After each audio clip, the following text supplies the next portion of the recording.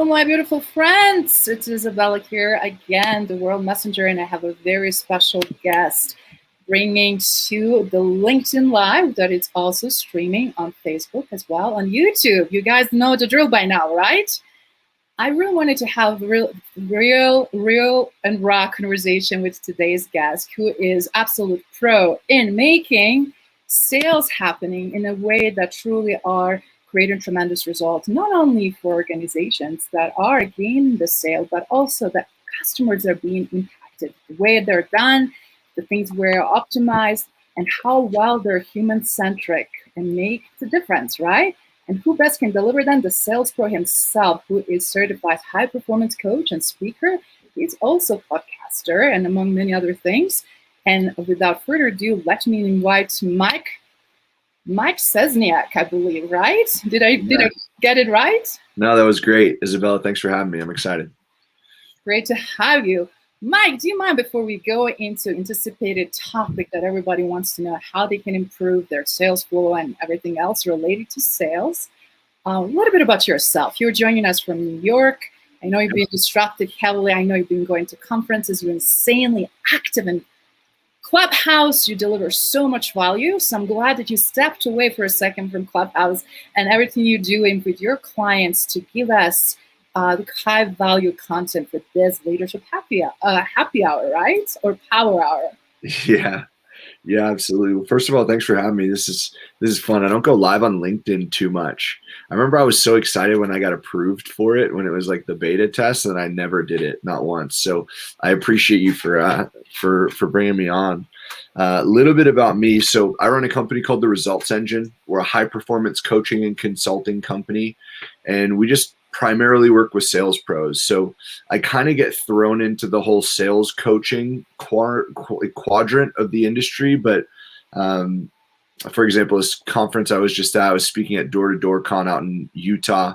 A lot of our clients come from the door-to-door sales space. And one of the first things I said was, I'm not a sales coach, and most of my clients are better salesmen than me. Like I'm clearly decent because I closed them, right? But they're better sales professionals than me. And I've just been in the space for a long time. And how we're serving our clients is purely from a high performance perspective. How do we show up more powerfully as humans when we are working so we can close more deals, make more money, and help more people, but do it in a sustainable way? So we're not just doing the whole like pure volume play where everyone harps on sales is numbers, do bigger numbers, right? But then our energy and our performance deplete. So the numbers go up on the output, but not on the outcome. Our results aren't there, right? So that's what we're working with our clients on. And again, purely from a high performance perspective, not from a sales strategy or sales tactics or closing tactics, anything like that. Nothing industry specific. Just how do we show up powerfully, right? And that's what we're doing. I've been running that company for about 4 or 5 years. It started as a side hustle. I use software engineering as a vehicle to fund all of my business ventures. So I was doing the whole corporate climb. I was a senior engineer by the age of 25, working for a big global retailer and engineering order processing systems. And I just took all that money and parked it in business coaches, mentors, joined the masterminds, all of that sort of stuff. And The Results Engine was actually the third company I started while I was there. So it started as a side hustle, took it full time, and we've been having a lot of fun helping a lot of people lately. I love what you just shared and in your journey and how you converted and switched and find your passion from engineering, but also definitely depicting what is not working actually, why we're having the sales still approach and mindset that is so ineffective and doesn't work very well, right? But in the same time, what are you actually looking for? And I love because, again, from leadership standpoint, from decision-making standpoint, and people that I'm involved with, a lot of times they're having vision of what they would like to accomplish. But when it comes down to their sales team and it comes down to deliverables and outputs, it's a different story. So do you mind sharing a little bit about some of the disconnects and pain points that you're currently seeing, specifically in 2021? Yeah, well, first off, and so for context to my answer here, all of our clients, 99% of our clients come from commission sales, most of them being door to door, which is for the most part purely commission, 100% commission. And I think we see this in entrepreneurship. We see it in commission sales.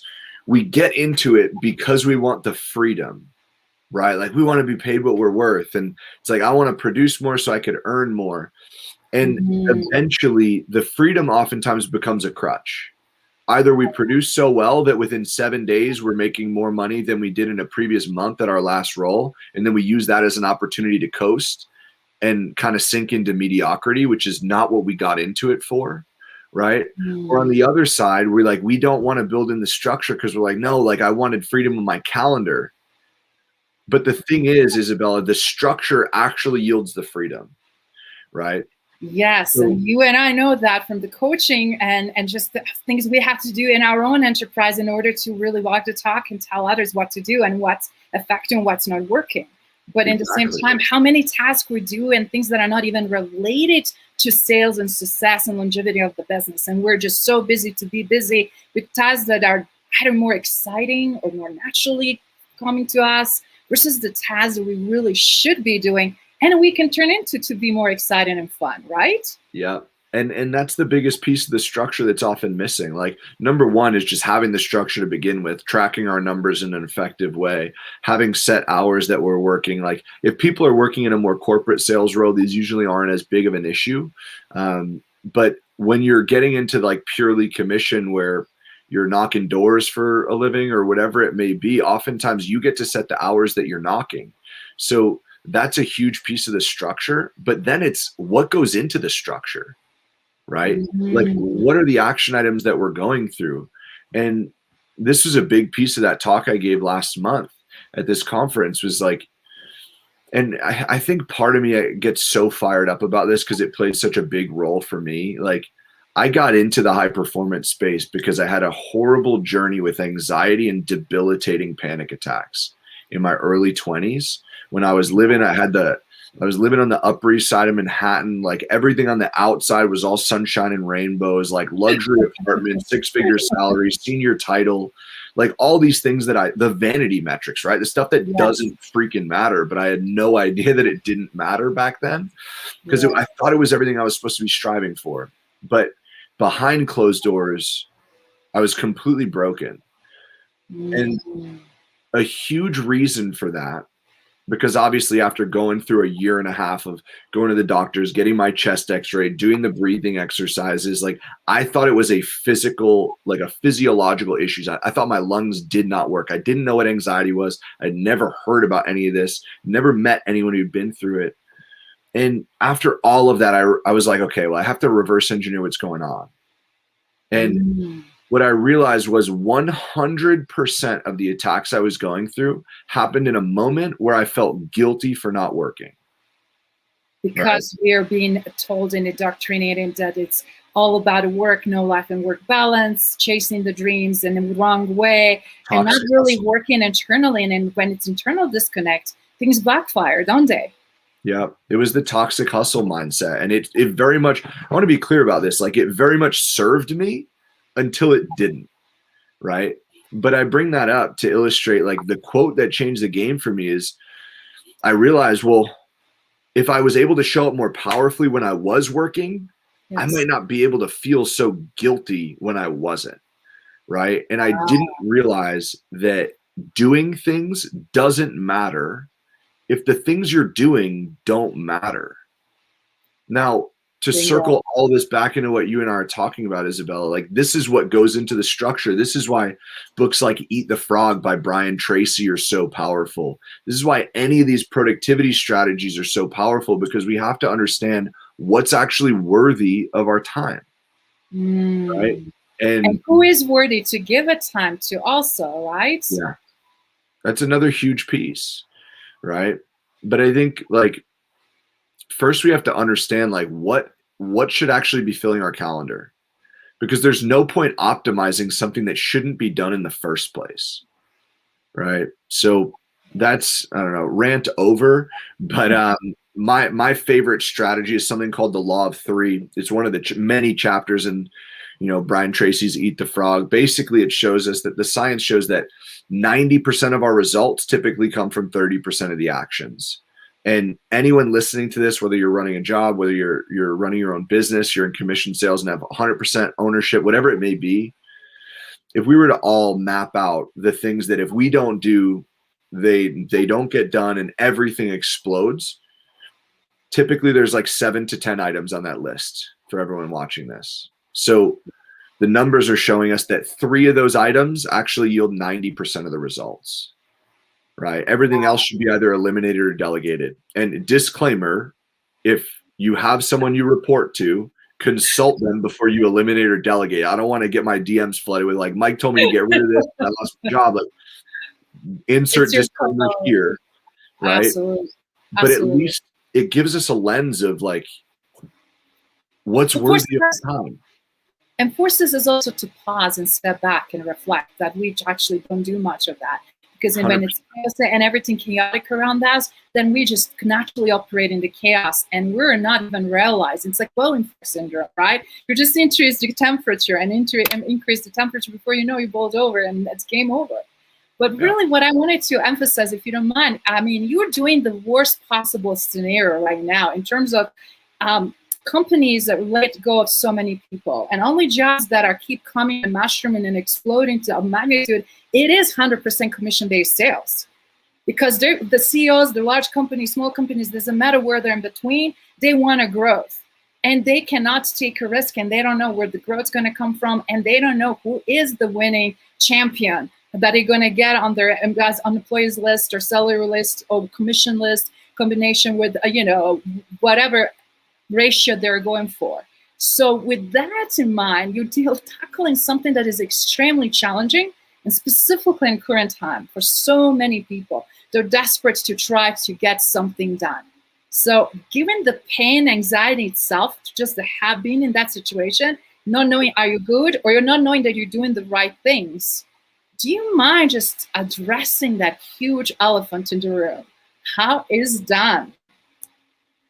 And which part are you curious about in particular, just so I can make sure to direct the answer properly? Please. The one thing that I'm seeing based on also questions and seeing the pattern is how to be successful as 100% commission-based sale guy that is trying to make something happen, because people get so quickly discouraged. They don't either use right systems or right process before they even had a chance to succeed. They get burnout. They're already very frustrated.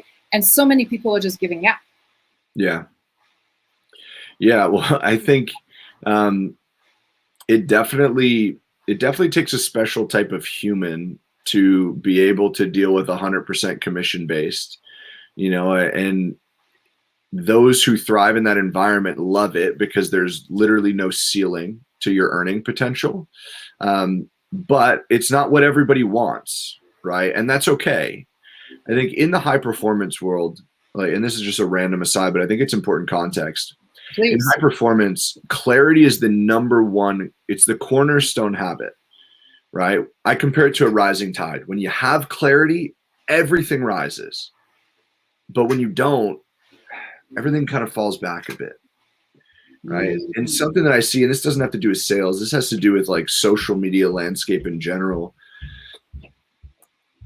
Far too commonly, we take on like desires of other people because we think it's what we're supposed to want. Right. Like, so I want to make 6 figures. I want a 7-figure business. Like, do you really? Because there's a lot that goes into building that. And like, what's the lifestyle that you want to build? Why say you want $1 million and bust your ass working towards it if $300,000 would literally give you everything you could ever dream and then some, right? Like, this clarity is very, very important because then we can start to architect the roadmap that's in alignment with what we actually want, not what Instagram told us that we should want. Right? Because it's the sexy thing to talk about wanting a 7, 8, 9-figure business. Right. So that's like the important precursor, like prerequisite course to what we're going to talk about right now. But once you have that, if you have decided that commission sales is what you want to do and you're ready to get frankly punched in the throat when the direct deposit doesn't hit every single month. When I took this business full time, I remember like that first 15th and 30th hit and I'm like, dang, like, used to having that like nice injection of cash, right? But Yes. if you're open to that, I think there are a couple of important things that we've seen. Like, one, people in sales are like, at least the clients we're working with have been thriving in the last 12 months or so, despite, not to be insensitive to what's going on. My point to saying that is, like, things are being sold, right? Money is flowing, and you just need to find a vehicle that's actually monetizable. Every industry has been impacted differently. Again, we work with a lot of door-to-door companies, and they're all doing very well, probably because a lot of people are home, right? More people are opening the door. I'm sure that has something to do with it. But there are a lot of different industries that everyone was impacted differently. So the first important thing is finding a vehicle that is currently monetizable, right? Like, who's actually selling, right? What products are being sold? And once you find that vehicle, the next thing is the leadership. Do you have access to important industry specific knowledge that will teach you how to get where you want to go, right? Will they give you the blueprint and be like, this is what I did, go do it, break it, and then come back and I'll tell you why you broke it so that we can fix it and we can start filling your pockets with some dollars, right? When you have that leadership, it's crucial. Then the last piece is showing up powerfully and actually putting in the work. And that's where the structure comes into play, right? Building in that accountability to actually show up. And I think the biggest thing on there, and I'm happy to go as detailed as you'd want on this, but Please go ahead, because people are applying old models or applying things that they're being taught that obviously are not working, or they're yeah, very frustrated and unhappy because they're not obtaining success and results. And partially it is because they're doing wrong tasks and they're performing incorrectly on certain things. And partially it's also, of course, their mindset too. So yeah, if you don't mind, let's address both of those. Those are the top 2 pain points. But frankly, we went with the guys that have a salary, tied to plus commission type work. And right now, everybody's going crazy because they're not necessarily hitting the targets. And who is really buying and why they're buying, and who is, where the sale is going, and which industries are blooming and which ones are not. So it's just so much to all of that. But those 2 components from that we have control over it, figuring out how we show up and figuring out what we do with our time. Those 2 things we can actually make significant difference. Wouldn't you agree? yeah. I mean, at the end of the day, we can only control what we can control, right? So, like, that's what we really need to be focusing on. And so I guess to circle back, like, here's what I would say. We've already established we need a vehicle that's monetizable. If people can hack it, I highly suggest door-to-door sales. Full transparency, I've never knocked a door to sell anything in my life. I'm not the guy to tell someone what to say on the door. I'm not the guy that knows how to build that business, but I'm the guy that knows how to get you results, right? And like, our clients have shown that. And door-to-door is just like through the roof. Every company I know is at least grown like 50% from 2019 to 2020.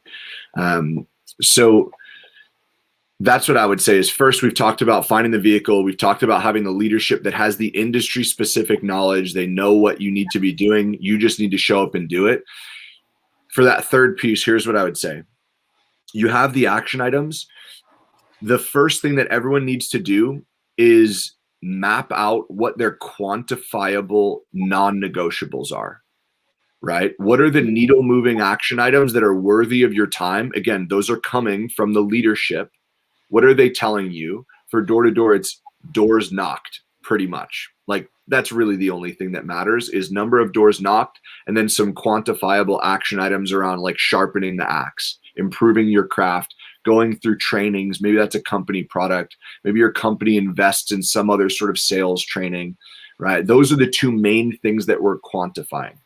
And it needs to be quantifiable. This is why most people, like, just or what time is it, or what day is it? February 16th. So by the statistics, 99% of people have already failed their New Year's resolution, right? And a huge reason for that is, 1, they don't know how to build sustainability, but 2, they don't know how to set the goal. It's like, I want to lose weight. Like, cool. How much and by when, right? Like, what's the target? If we don't know what the target is, we can't celebrate it when we win. And if we can't celebrate it, then, like, We're going to burn out. What's all this for? So it needs to be quantifiable. And these need to be daily or weekly non-negotiables, right? Like if you don't get them done, the day is not over. You need to ingrain that in your brain. Because the number one thing, and this has nothing to do with sales, by the way, like a quote that changed the game for me was by a gentleman named Ed Milet. And this is like back when Ed Milet was still Ed Milet, but no one knew who Ed Milet was because he hadn't built his personal brand. He just was like on his third private jet and like Forbes 50 wealthiest under 50, like just built his businesses. And it was one of the first podcast interviews he did. And he said, happiness comes from self-confidence, and self-confidence comes from doing what we say we're going to do over and over and over and over and over again. Those things that we say we're going to do, we're just aiming that at business right now. There are non-negotiable minimums, right? So what we should do is we should take those numbers and make them super consumable to the point where the only reason we don't get them done is if we've made a conscious decision to not do them, right?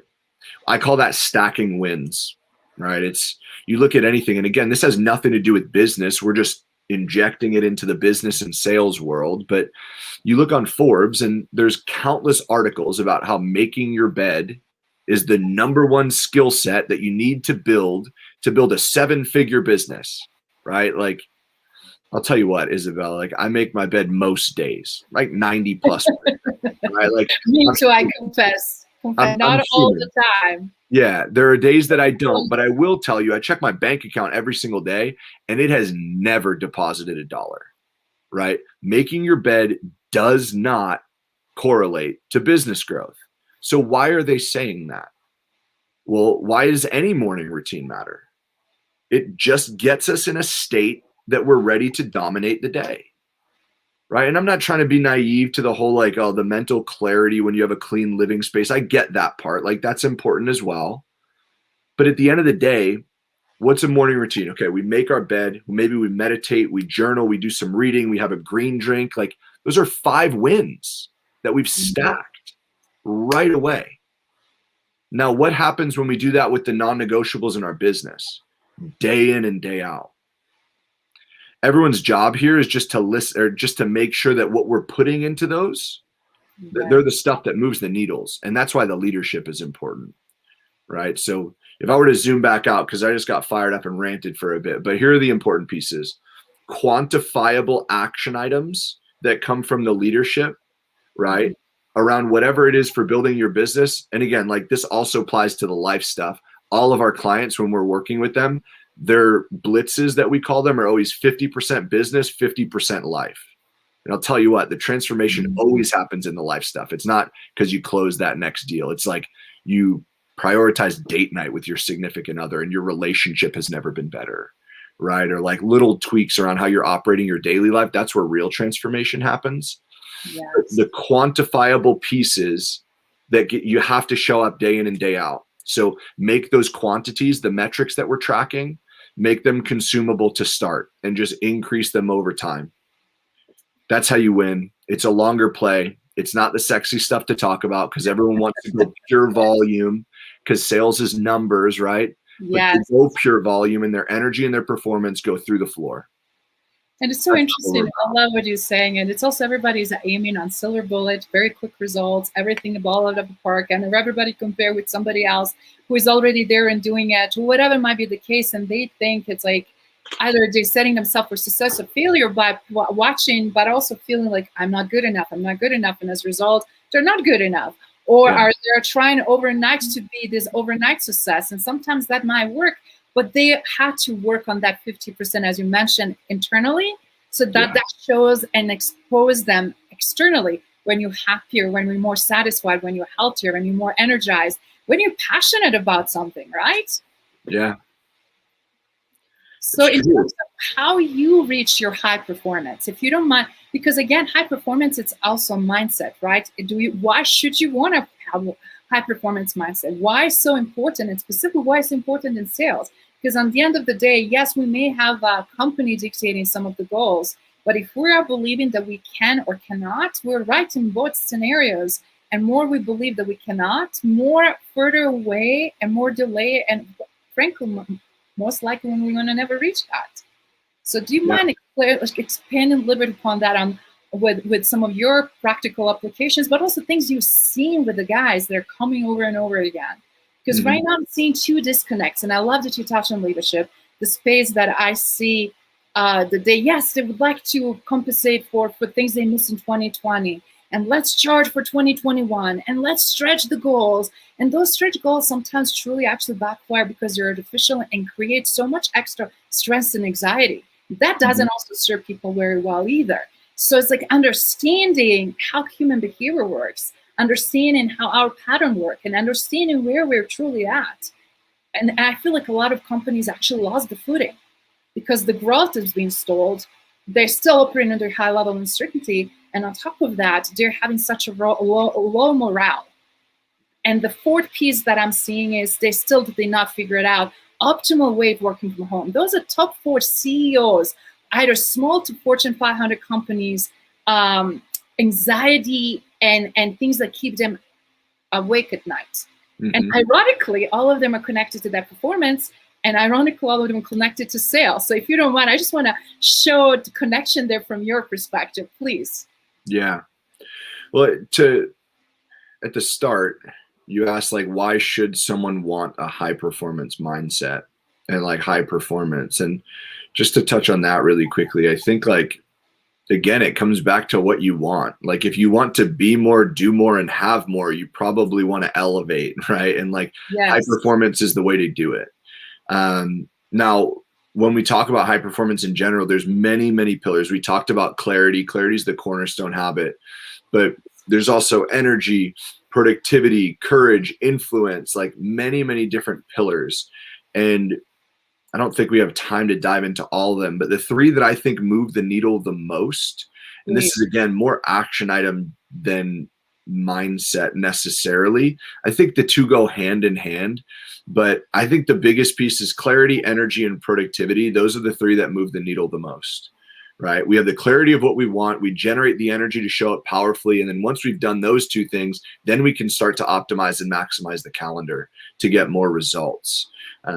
As for the lofty goals, I think this is an interesting topic. And from the more corporate level, I'd defer to your expertise because I think you do a lot more work in this area than I do. But what I'll say is I'll speak from the personal rep perspective. It comes back to, like, we can only control what we can control.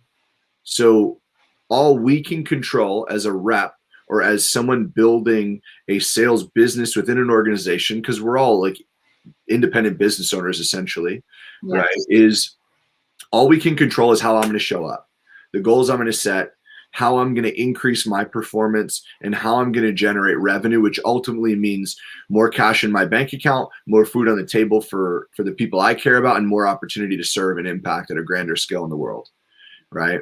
Now, how those 2 connect, that's a leadership piece, right? Where the way I see it, and again, like, this might be a completely ignorant approach, this isn't my space, but just how my brain works is it's great to have lofty company goals, but there's nothing worse whether it's just as a sales rep or as a business owner or just as a human, right? For setting there's nothing worse than setting the same goal over and over again and just continuing to fall up short.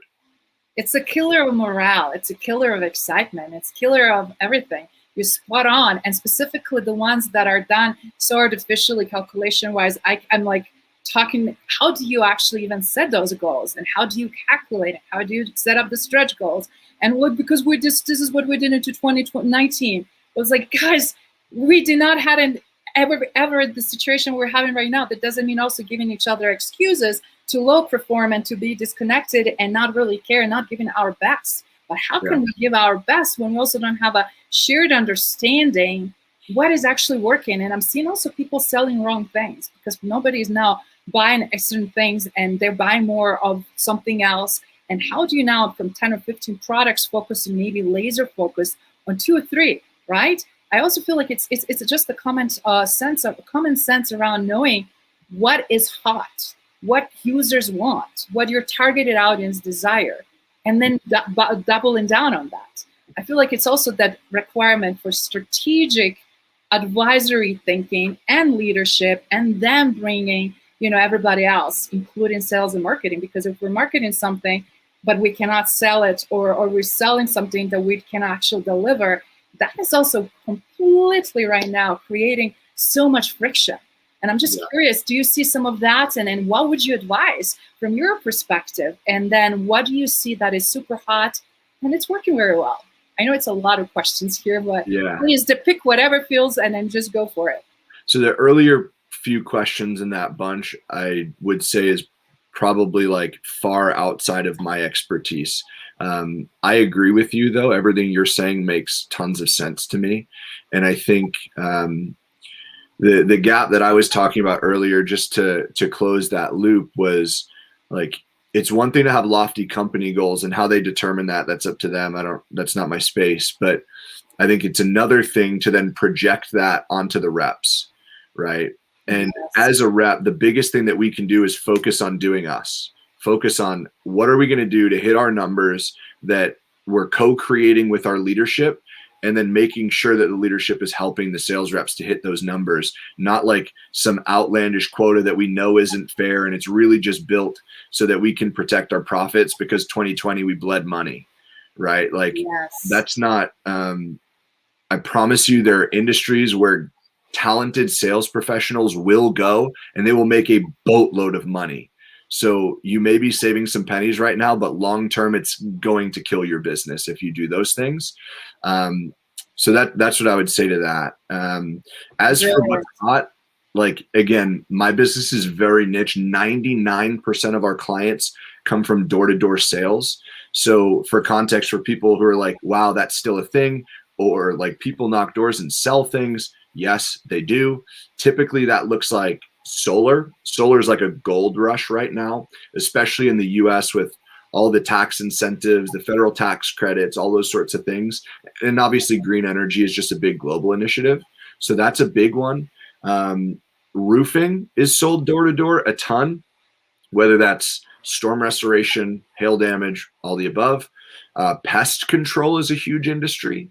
That's mainly seasonal. So that's more of like summer sales where a lot of young like college students will go out and knock doors and make what would be like probably more than their annual salary that they're going to come out with their 4-year degree and get like basically close to minimum wage on a corporate guy. Like, wow. We have clients, I have 20-year-old clients this year that if they hit their numbers, they'll make multiple 6 figures for 4 months of work. Granted, it's gruesome work. They knock more intensely than pretty much anyone. And it's very hard work, right? It's not for the weak-hearted, but there's still— you have to be hungry. You have to have a desire. You have to do whatever it takes to get there, whatever that is, as you were mentioning, whatever the goal is. So like, and the other big piece is like smart home, like alarms, home security, stuff like that. People sell everything door to door, windows, like vacuums, meat, like it doesn't really matter. That's what I see booming, but bless you, that's also where we're working day in and day out. But what I will say is our clients' companies grew last year when most people were heavily impacted. Again, I think they were just in a fortunate industry where, one, the nature of their selling, people were still receptive to it, mainly because they were home, so they were willing to open a door. And two, a lot of what they're selling, again, very much is hot right now, right? Like people want to have solar panels on their roofs, and it's also very financially affordable because the government covers a lot of it. So that's what we see, but that's where I'm looking, if that makes sense. So I'm sure there are countless other industries that are really hot as well. We just aren't working with them. Such a great perspective, and I'm glad you share that. Where you see some of the major traction, so that listeners and viewers that are also looking at it for the additional gig or whatever their scenario might be, because so many people are also financially hurting and they're looking for alternatives. This hustle, somebody's hustle, can also turn into full-time job and career path, as you already did so successfully 3 times around, right? But what is really also important, it is to ask the right questions, because I'm seeing also people are not clear even what they need to be doing. And when it's not clarity from the top, it's not going to be clarity to the consumer, right? How are you going to be able to deliver on something that you're not even sure? And a lot of times I'm also seeing wrong way of selling. If you don't mind just sharing a little bit about that. I know, again, that's still your take, but think why they're successful beside these incentives. I'm sure it has to do also how they're showing up and how they're communicating, how they're connecting with another human against or across the screen or behind the door or whatever might be the scenario, or on their phone line, right? Yeah.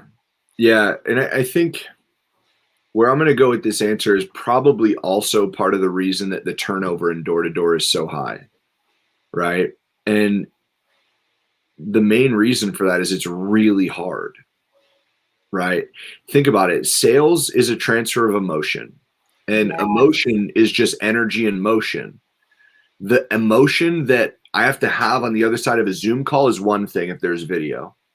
It's even different if I'm just on the phone and there's no video, right? But when someone opens the door and you have to be on, that's a very different transfer of energy. It's a different requirement, right? And that makes that job even more difficult. So I think those that do succeed in it, it's because they've done really great work with their energy management. That's number one. That's a lot of the work that we're doing with our clients.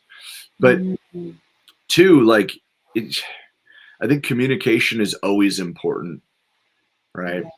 The work that we're doing with our clients, just to be transparent, is not around any of those paradigms of selling. It's not around the sales strategies or the sales tactics. So we don't really focus into that.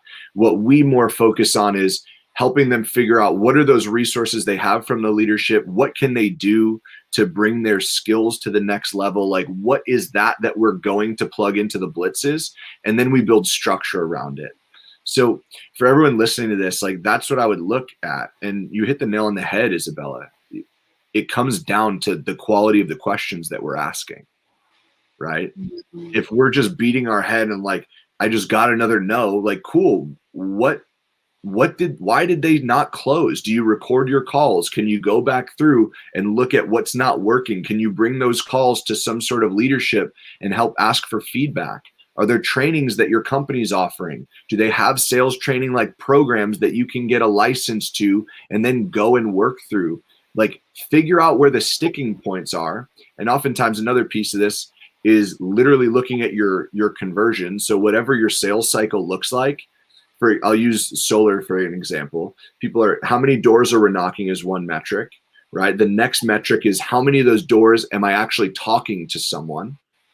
The metric after that is, okay, of the people I talked to, who did I set an appointment with, right? Then from there, of the appointments that I sat, how many of them actually, like, of the appointments I set, how many actually sat, right? And then of the appointments that I sat, how many did I close?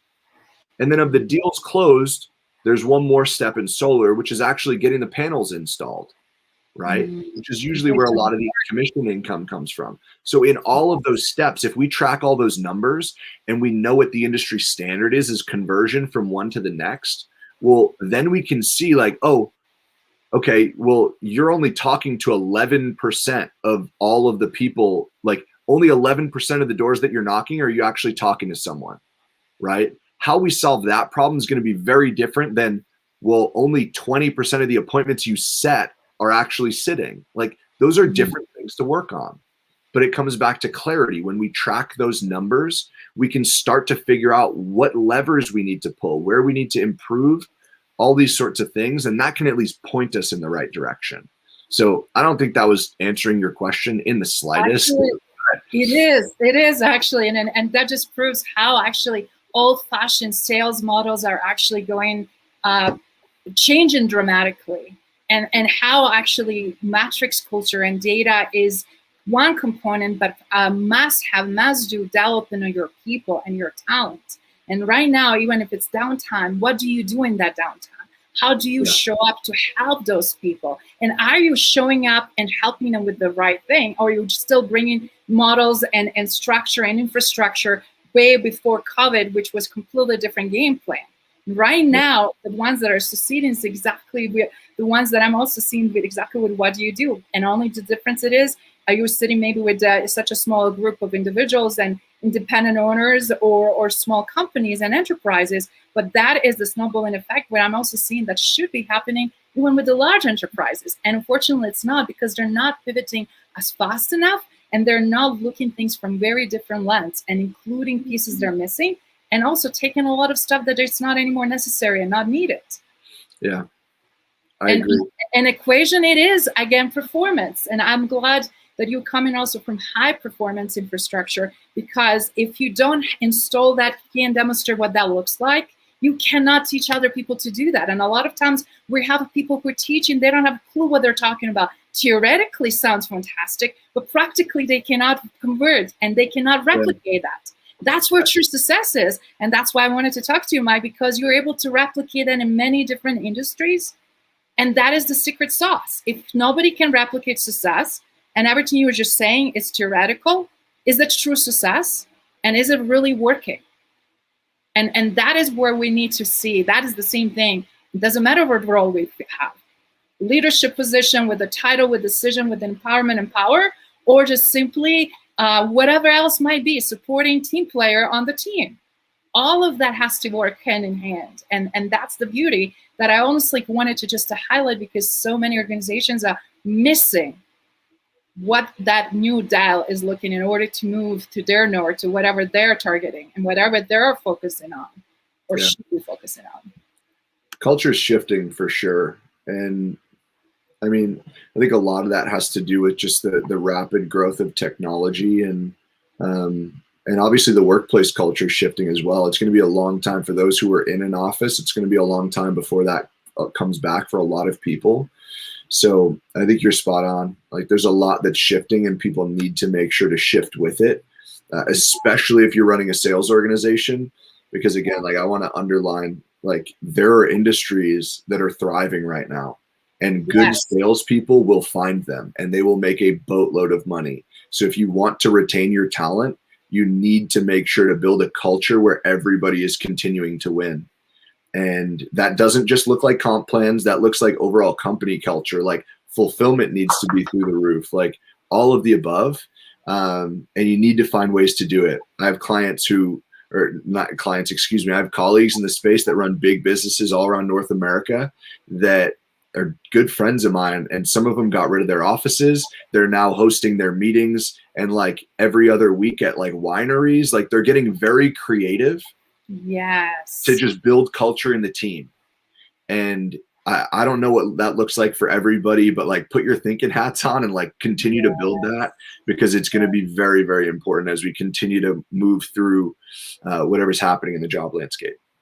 I love it. And I'm so glad that also you're highlighting some creative ways, because people need more than ever sense of belonging and connection. And that connection, even though it's work from home, you still can virtually do a lot of things, or in the cities where you have certain groups and people in different pods and different ways. And you can make it dynamic. And if you're not thinking creatively, you're spot on. You're losing them. That's why we also have unfortunately the highest in modern time, because we have data to support that.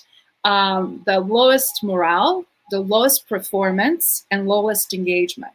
Mm-hmm.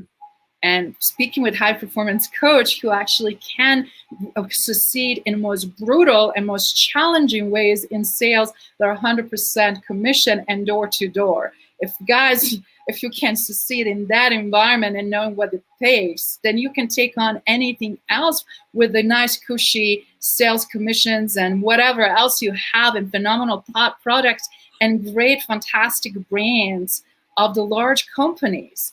And yet we're still having issues there. Instead of pointing the finger, I just wanted to thought provoke everybody that's listening, specifically those decision makers and watching, to really step back and reflect and really look at, are you tapping, first of all, on the right resources, and what resources you may need, and who do you need to bring to help you with that, so that you can dial up and succeed. So in closing remarks, if you don't mind, please, Mike, what would you like for people with now covering all of these different topics, but all around how can we thrive and still sell in 2021 and succeed?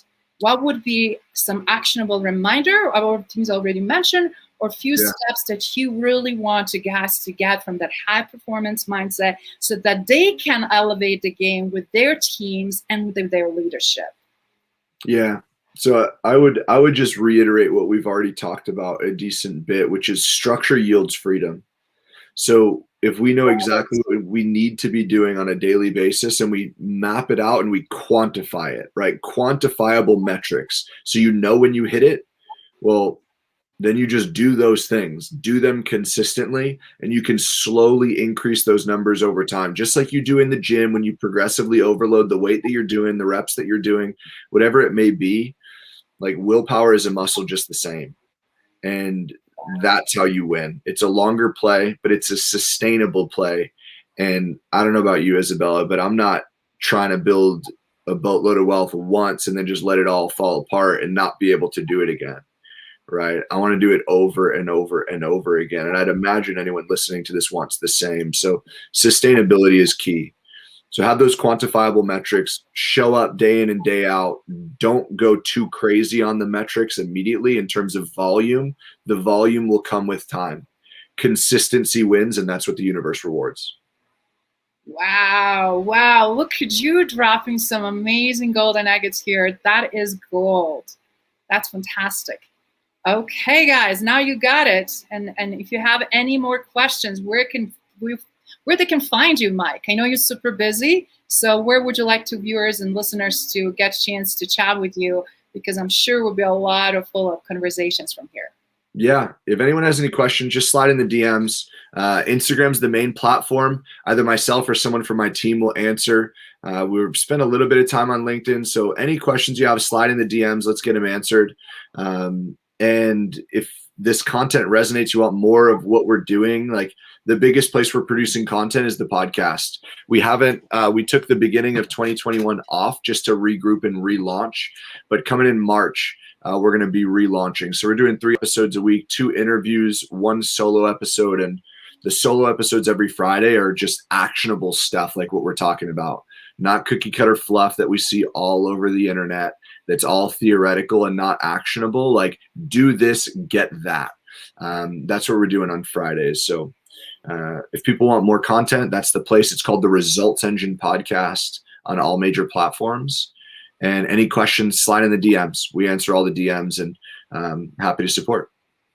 And before I let you run, quick question. If you don't mind sharing with the audience, what are you doing at Clubhouse and how they can also, it's just because you've been in some really big rooms and smaller rooms and serving and sharing the stage and talking about, so where they can find you and what you have going on in Clubhouse. Yeah, I'm just trying to figure out the platform just like everybody else. I have some friends who are doing very, very well on Clubhouse, not just from like an audience growth perspective and vanity metrics, but genuinely serving and growing a business at the end of the day, and that's super cool to me. So I'm just trying to learn the platform and add value wherever I can, and that's kind of what I do on all platforms. And Clubhouse kind of seems to be like this virtual land grab right now. So part of me is probably like fear of missing out, right? Like I want to make sure that if my content's valuable for people, that I'm putting it there and I'm adding value so that we can grow. But yeah, it always comes down to service for me. Like, just seeing who I can help. And if we grow an audience that allows us to scale the impact through the business on the back end, like that makes sense as well. Wonderful. And do you have any scheduled upcoming events in Clubhouse that you're going to be leading so that people can also jump? That are already there and hear you firsthand? I should. I will have those details probably in a week. Good. But yeah, you should be in your own rooms. Let me tell you, they're needed. I know. I need to do a better job. We were on vacation. It was my girlfriend's birthday. We were in the Bahamas. It's okay. Life happens. Right? And now I'm playing catch up. But my commitment to you, Izabela, is I'll be scheduling something out here shortly, and I'll let you know. That would be great. And the reason I'm only saying is it's so different who you actually will be attracting, and you never know till you do your own, start in doing your own rooms. I'm doing leadership roundtables on many different topics. Of course, I will invite you as a guest, but it's interesting what type of leaders I'm attracting for top industries, what their pain points are, and how actually some of those beautiful complementary skills come to the light. And that's where magic happens. So highly recommend. Okay. Thank you very much. Have a good one. Appreciate your time. You gave us a lot of great value, and this is to be continued. Game on, John. Absolutely.